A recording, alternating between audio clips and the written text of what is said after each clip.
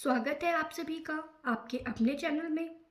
आज हम एक बहुत ही महत्वपूर्ण विषय पर चर्चा करने जा रहे हैं, जो है शिक्षा को प्रभावित करने वाले अर्थ, प्रकृति और कारक।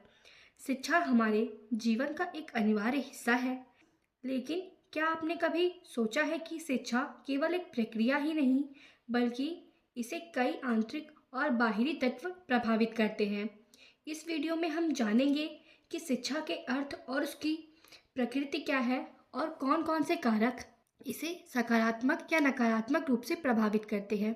तो चलिए इस ज्ञानवर्धक सफ़र की शुरुआत करते हैं और शिक्षा के गहरे पहलुओं को समझते हैं। वीडियो को अंत तक देखें। तो आइए शुरू करते हैं अपनी आज की क्लास। शिक्षा का अर्थ। शिक्षा शब्द संस्कृत भाषा की शिक्ष धातु में आ प्रत्यय लगने से बना है, जिसका अर्थ है सीखना एवं सिखाना। इस प्रकार शिक्षा का अर्थ सीखने सिखाने की क्रिया है। शिक्षा शब्द विद्या का पर्याय माना जाता है।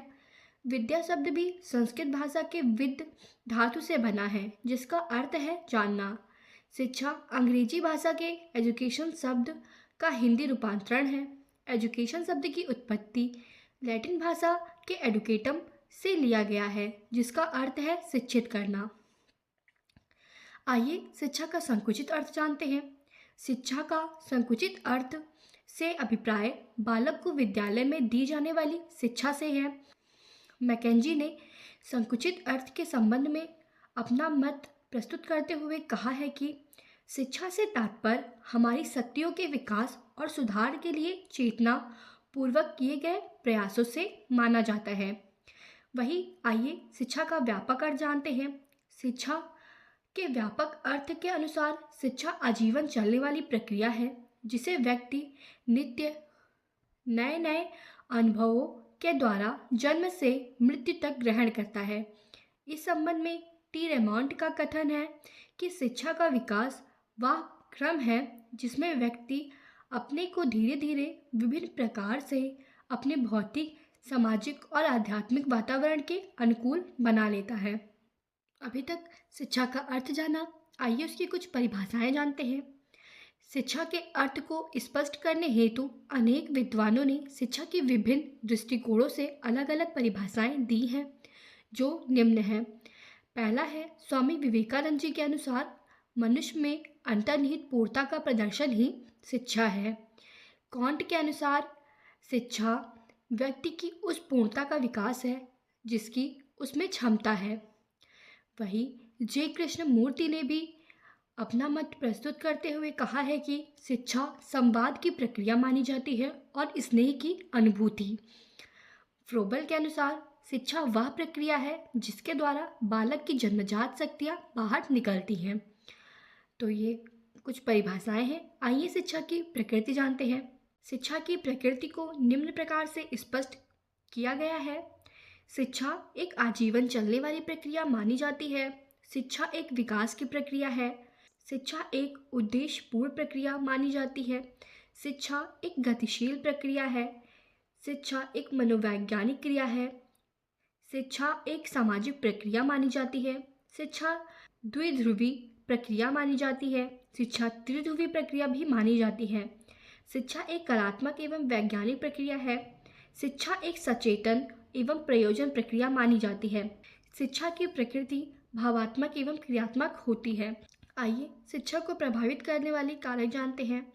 शिक्षा को प्रभावित करने वाले कारक को विभिन्न पहलुओं में समझा जा सकता है। ये कारक व्यक्ति, समाज और व्यवस्था के संदर्भ में अत्यंत महत्वपूर्ण है। शिक्षा के मुख्य कारक इस प्रकार है। पहला है व्यक्तिगत कारक, जिसके अंतर्गत बुद्धिमत्ता और क्षमता आती है। विद्यार्थी की समझने और सीखने की क्षमता शिक्षा पर प्रभाव डालती है। अगला स्वास्थ्य स्थिति, इसमें शारीरिक और मानसिक स्वास्थ्य का प्रभाव सीखने की क्षमता शिक्षा पर प्रभाव डालती है। अभिभावक और परिवार का सहयोग, अभिभावकों को प्रोत्साहन और समर्थन शिक्षा के प्रति उनका दृष्टिकोण बनाता है। वही शिक्षा के सामाजिक और सांस्कृतिक कारण के अंतर्गत पारिवारिक स्थिति आती है। इसके अंतर्गत परिवार का आर्थिक, सामाजिक और सांस्कृतिक स्तर शिक्षा को प्रभावित करते हैं। तथा संस्कृति और परंपरा। एक व्यक्ति का मौलिक विकास उसकी संस्कृति, मान्यता और परंपराओं पर ही आधारित होती है। इसके अतिरिक्त लैंगिक भेदभाव भी शिक्षा को प्रभावित करते हैं। इसमें लड़के और लड़कियों के लिए अलग अलग शिक्षा की उपलब्धता और सामाजिक मांग शिक्षा पर प्रभाव डालती है। आर्थिक कारक भी शिक्षा को प्रभावित करते हैं। गरीबी या समृद्धि शिक्षा के अवसर उपलब्धता को प्रभावित करते हैं। शिक्षा पर जो खर्च होता है शिक्षा को प्रभावित करता है। जैसे उच्च शिक्षा के लिए लगने वाले खर्च कई बार विद्यार्थियों को रोकते हैं उच्च शिक्षा प्राप्त करने के लिए। सामाजिक व्यवस्था और नीति भी शिक्षा का एक महत्वपूर्ण कारक माना जाता है। इसमें शिक्षा की गुणवत्ता, स्कूल और कॉलेजों में शिक्षा की स्थिति और गुणवत्ता इसका महत्वपूर्ण पहलू माना जाता है। सरकारी योजनाएं भी शिक्षा को प्रभावित करती हैं। सर्व शिक्षा अभियान, मिड डे मील योजना जैसी नीतियां शिक्षा को प्रोत्साहन देती हैं। वही भौगोलिक और पर्यावरणीय कारक जैसे स्थानीय स्थिति, ग्रामीण और शहरी क्षेत्र की शिक्षा के माध्यम अलग होते हैं। पर्यावरण शिक्षा के लिए उपयुक्त वातावरण की उपलब्धता सीखने और सिखाने को प्रभावित करती है। वही अगला है मनोवैज्ञानिक कारक। इसमें अभिवृत्ति जो शिक्षा को प्रभावित करती है। सीखने के प्रति विद्यार्थी की अभिवृत्ति सकारात्मक या नकारात्मक उसके शिक्षण में महत्वपूर्ण भूमिका निभाती है। प्रेरणा और प्रोत्साहन भी शिक्षा को प्रभावित करते हैं। सीखने की इच्छा और प्रेरणा शिक्षा के प्रभाव को बढ़ाती है। तो आज की क्लास में हमने शिक्षा का अर्थ, प्रकृति और कारक जाना है। आज की क्लास हम यहीं पे समाप्त करते हैं। धन्यवाद।